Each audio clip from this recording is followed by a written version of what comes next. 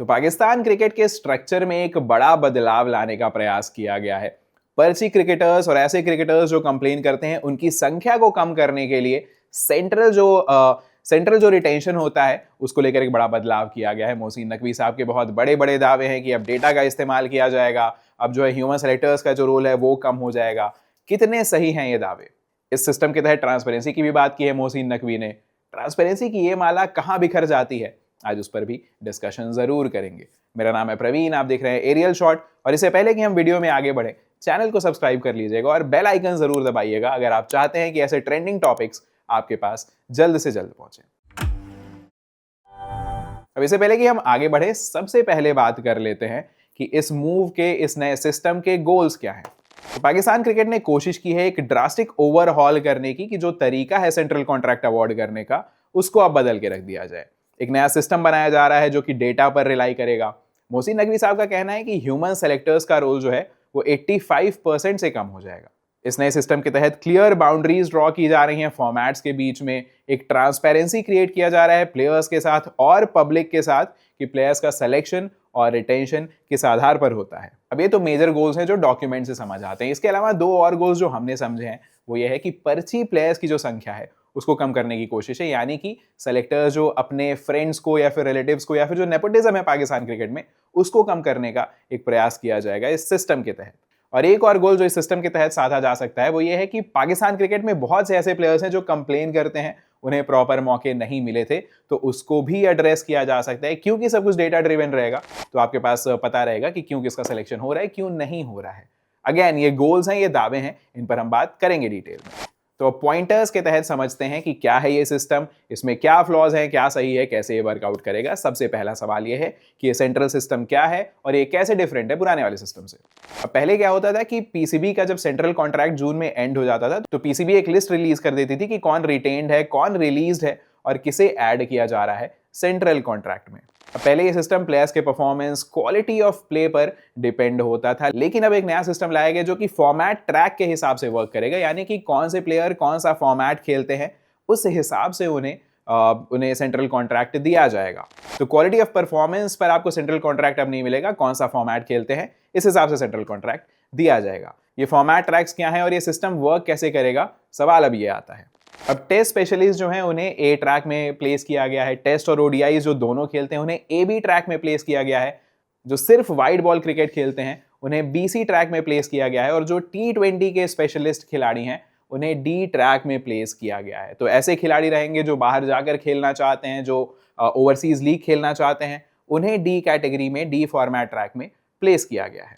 अब स्ट्रक्चर को लाने का मकसद ये है कि बिग थ्री यानी कि इंडिया, इंग्लैंड और ऑस्ट्रेलिया के अलावा जितनी भी टीमें हैं वो अपने टेस्ट क्रिकेट को, डोमेस्टिक क्रिकेट को बचाने में थोड़ी सी स्ट्रगल करती हुई नजर आ रही है पिछले कुछ सालों से। तो फॉर्मेट्स का स्ट्रक्चरिंग देने के लिए, टेस्ट क्रिकेट को और पुख्ता करने के लिए ये स्ट्रक्चर लाया गया है।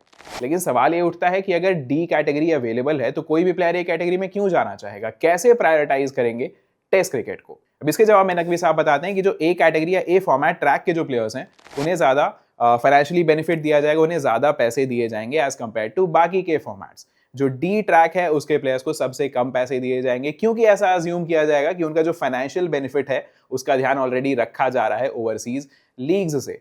इन डी कैटेगरी के प्लेयर्स को ज्यादा छूट होगी बाहर के लीग्स खेलने की, वो बाहर जाके खेल सकेंगे, एक्सप्लोर कर सकेंगे। और जो ए कैटेगरी के प्लेयर्स हैं यानी कि टेस्ट स्पेशलिस्ट हैं, उनके पास सबसे कम फ्रीडम होगी बाहर के लीग्स खेलने की। तो आपके नसीम शाह हुए, आपके बाबर आजम हुए, आपके बड़े बड़े जो खिलाड़ी हैं वो आपको ए कैटेगरी में खेलते हुए दिखाई दे सकते हैं, और जो टी20 स्पेशलिस्ट हैं वो डी कैटेगरी में रहते हुए आपको दिखाई दे सकते हैं। अच्छा, इस नए सिस्टम का एक गोल ये है कि एक ट्रांसपेरेंसी बनाई जाए पब्लिक के साथ और प्लेयर्स के साथ। तो ये जो कैटेगरीज बनाई जाएंगी इसकी कितनी इंफॉर्मेशन बाहर निकलेगी, ये भी एक बड़ा सवाल उठता है।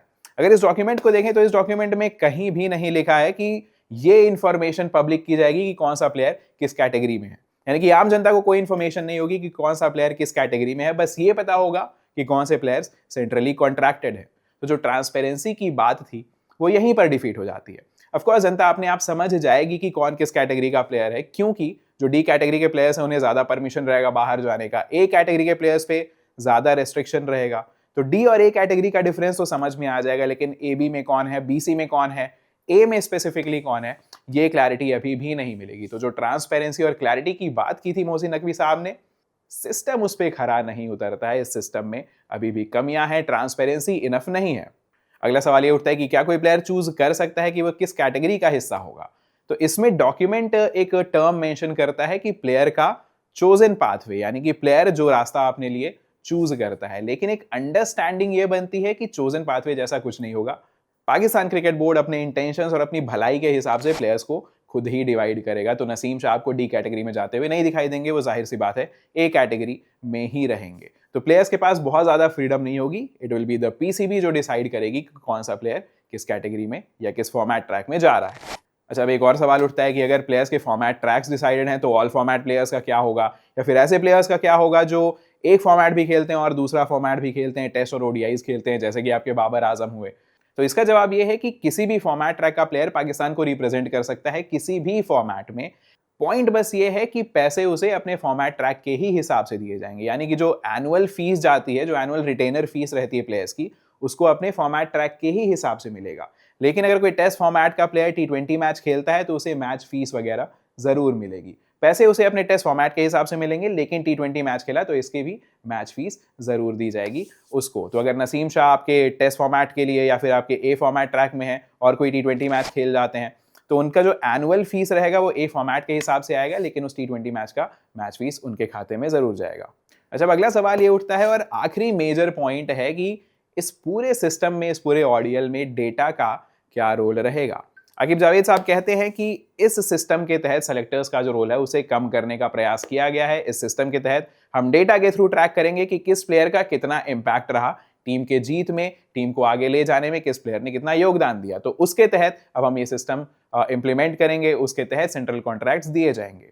सेलेक्टर्स के गट फील को हटाने की कोशिश की जा रही है और मोहसिन नकवी साहब का कहना है कि इसके तहत प्लेयर्स अब कंप्लेन नहीं कर सकेंगे, क्योंकि 85% जो डिसीजन है वो डेटा के तहत लिया जाएगा, ना कि सेलेक्टर्स के गट फील के तहत। अगेन, ये प्रॉमिस है, ये एक दावा है, ये एक गोल है, कितना सफल हो पाता है ये देखने वाली बात जरूर होगी। और एक आखिरी सवाल जो मेरे मन में उठता है कि अगर सेलेक्टर्स डिसीजन मेकिंग का ज्यादा हिस्सा होंगे ही नहीं, अगर 85% डिसीजन डेटा से ही लिया जा रहा है, तो फिर सेलेक्टर्स की जरूरत ही क्यों है।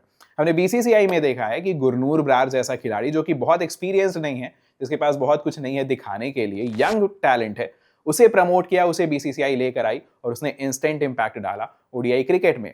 प्लानिंग चल रही है 2027 वर्ल्ड कप के तहत, तो बीसीसीआई जो है वो लॉन्ग टर्म विजन लेकर चल रही है, वो सेलेक्टर्स पर बहुत ज्यादा भरोसा दिखा रही है। पीसीबी जो है उसने एक अलग ही स्टांस लिया है, उसने सेलेक्टर्स पर भरोसा कम किया है, डेटा पर भरोसा ज्यादा लेकर गए हैं। तो दो अलग अलग अप्रोचेस हैं अपनी टीम को सेलेक्ट करने के लिए। कितना सफल होगा पीसीबी का ये अप्रोच, ये देखने वाली बात जरूर होगी। क्या कमियां हैं, क्या पर्ची प्लेयर्स की जो कंप्लेंट है वो कम हो पाएगी, ये भी देखने वाली बात जरूर होगी। आपके क्या थॉट्स हैं इस पूरे सिस्टम पर, हमें नीचे कमेंट सेक्शन में जरूर बताइएगा।